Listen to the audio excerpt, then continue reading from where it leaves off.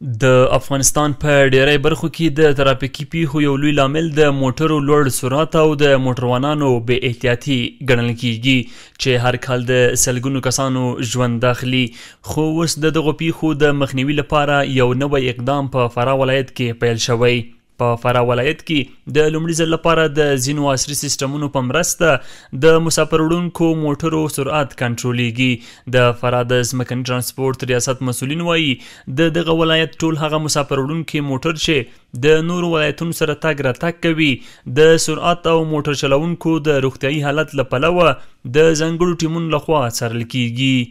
موږ یو داسې سیستمونه اوس فعال کړي دي چې موټر د دغه ځای څخه حرکت وکړي، مثلا کندهار ته ځي، موږ دوی د دغه ځای کنټرولوو چې دا موټر اوس په کومه ساحه کې په کومه ولسوالۍ کې روان دی او سرعت یې څومره دی.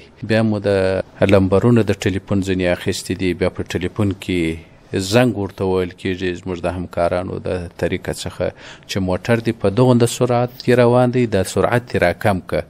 په ورته وخت کې د فراه ولایت یو شمېر اوسیدونکي د دې نوښت هرکلی کوي او زیاتوي چې تر دې وړاندې به ډیری ترافیکي پیښې د موټرو د زیات سرعت له امله رامنځته کېدلې. اوس تمه کېږي چې د دغو اقداماتو له برکته به د ترافیکي پیښو کچه راټیټه شي. نسبت به وقت حادثات زیاد ما شما شاهد بودیم. اونا الان کنترل شده، ماشینا را چه کردن، قلف کردن همین امارت اسلامی ریاست ترانسپورت. اونا خوب شده، نه تیز رفتار میتونن رفته، نه ماشین دیگه نمیره که اینا بخواه بره ماشین نمیره دیگه. از او حسابات دل مردم بسیار جمع باشه. مخکې چې و ټکرونه وشیان زیات وو، مسلمانان ډېر څه له خوږېدل او شهیدان کېدله. اوس دا کنټرول شوي دا موټران ډېر ښه دي، دا خو جي پي ایس شوي دي ټوله ښه.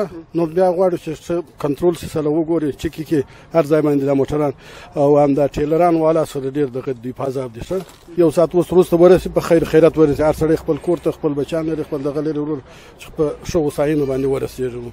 بل لور ته د فراه ولایت د ترانسپورت ریاست مسؤلین وایي چې له دې اقدام سره هممهاله د ترافیکي پیښو شمېر په بېساري ډول راکم شوی دی.